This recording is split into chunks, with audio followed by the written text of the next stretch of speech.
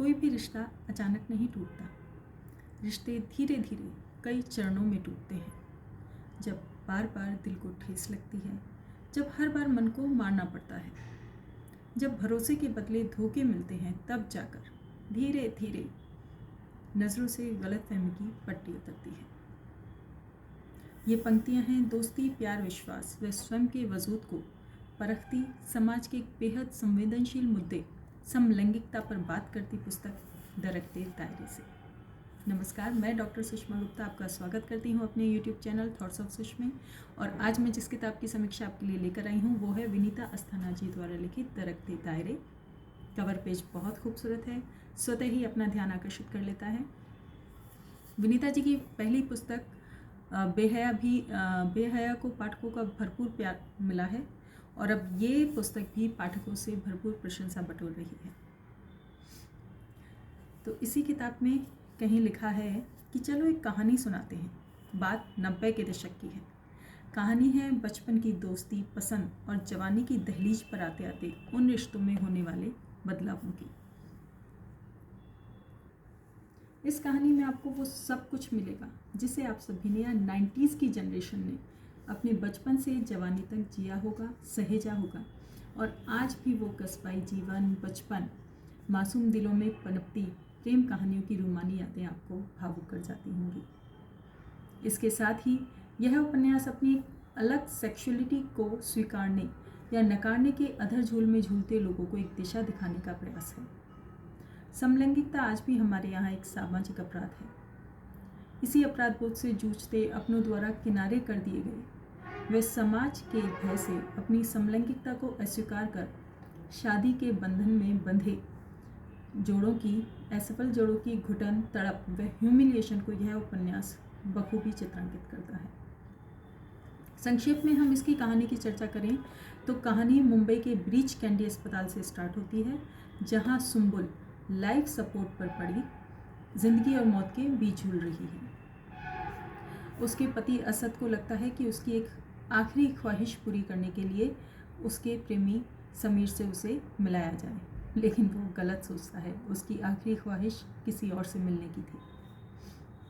दूसरी ओर पाखी व नुपुर की कहानी चलती है, जिसमें बातों बातों में पाखी नुपुर को अपने बचपन की कहानी सुनाती है।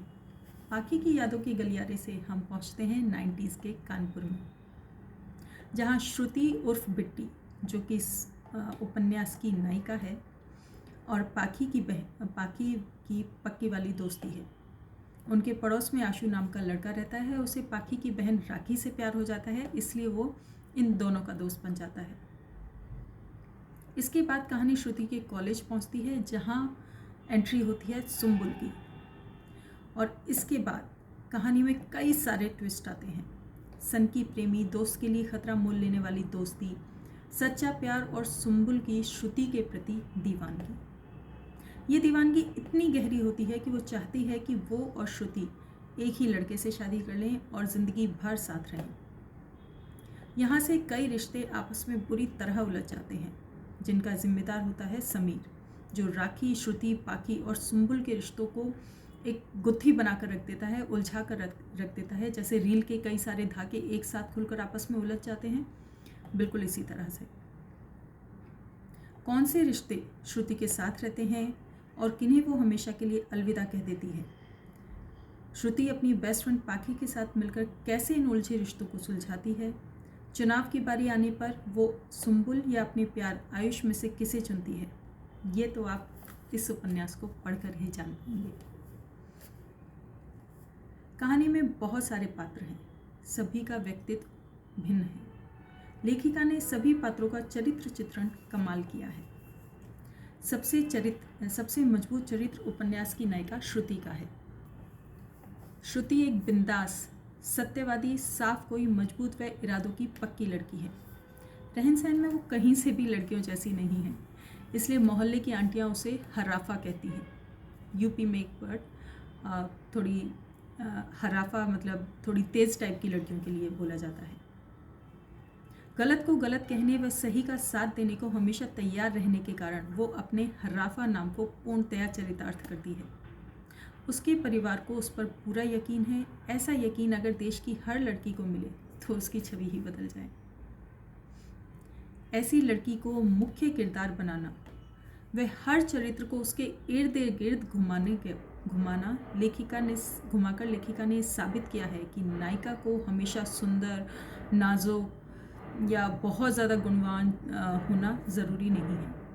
एक साधारण सिंपल लड़की भी नायिका हो सकती है और इस बात के लिए लेखिका को बहुत प्रेम। दूसरा महत्वपूर्ण चरित्र सुंबुल का है। उसकी बात करें तो वो दिखने में सुंदर है, सुशील है, नाजुक सी, भावुक सी और थोड़ी बुद्धू टाइप की है। उसका व्यक्तित्व काफ़ी उलझा हुआ है। उसका अहम सदा उस पर हावी रहता है। परंपरावादी विचारों से बंधी वो अपनी समलैंगिकता को नहीं अपना पाती और इसी वजह से हर दूसरे लड़के से प्यार करती बढ़ती है। उसकी इसी सोच के कारण वो अपनी दोस्ती, प्यार और शादी कुछ भी नहीं संभाल पाती। एक और महत्वपूर्ण पात्र समीर। यहाँ समीर एक ऐसा पात्र है जिसे हर मोहल्ले में पाया जा सकता है, दिल फेक आशिक टाइप का। वो भी अपने विचारों, भावनाओं व प्यार को लेकर स्पष्ट नहीं है। वो एक अटेंशन सीकिंग फिगर है जो अपनी नादानियों से ना जाने कितनी लड़कियों का दिल तोड़ देता है और आखिर हाथ में कुछ नहीं लगता। यह उपन्यास किस्सा गोई शैली में लिखा गया है। नई व पुरानी कहानी साथ साथ चलती है। विनीता जी के लेखन शैली, शब्द चयन व भाषा प्रवाह सब कुछ बहुत अच्छा है। यहाँ हिंदी के साथ ही यूपी वाली हिंदी, अंग्रेजी और उर्दू के शब्दों का अच्छा तालमेल बिठाया गया है। कहानी के मध्य आए संवाद व आत्मकथन कहानी को गति प्रदान करते हैं। कहीं कहीं आत्मकथन लेखिका की संबंधों की गहरी समझ को अंकित करते हैं। बात करें कि ये ओवरऑल उपन्यास कैसा है, तो ये एकदम ऑसम है। प्रथम तो किताब का कवर पेज आपका ध्यान आकर्षित कर लेता है। उसके बाद 90s की यादों, गज़लों, दोस्ती व प्रेम कहानियों को सुनाती ये कहानी आपका दिल चुरा लेती है। इसमें कई सारे पात्र हैं, घटनाएं और सस्पेंस भी जमकर है, मतलब कि फुल एंटरटेनमेंट लेवल हमेशा हाई बना रहेगा। एक बार किताब हाथ में आई तो छोड़ने का मन नहीं करेगा। यह कहानी पुराने झरोकों से निकलकर आसमान को छूना सिखाती है।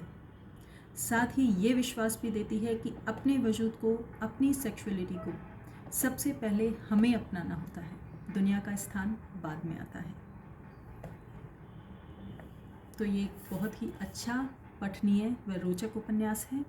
इसके लिए विनीता जी को बधाई व उनके उन्नत भविष्य की अनंत शुभकामनाएं। और अगर आप सभी ने मेरा चैनल अब तक सब्सक्राइब नहीं किया है तो प्लीज़ ज़रूर सब्सक्राइब करें। आपको हिंदी साहित्य की जानकारी मिलती रहेगी और आपके सब्सक्रिप्शन से मुझे प्रेरणा मिलती रहेगी और अच्छा कार्य करने के लिए। अगले वीडियो तक के लिए शुभ विदा।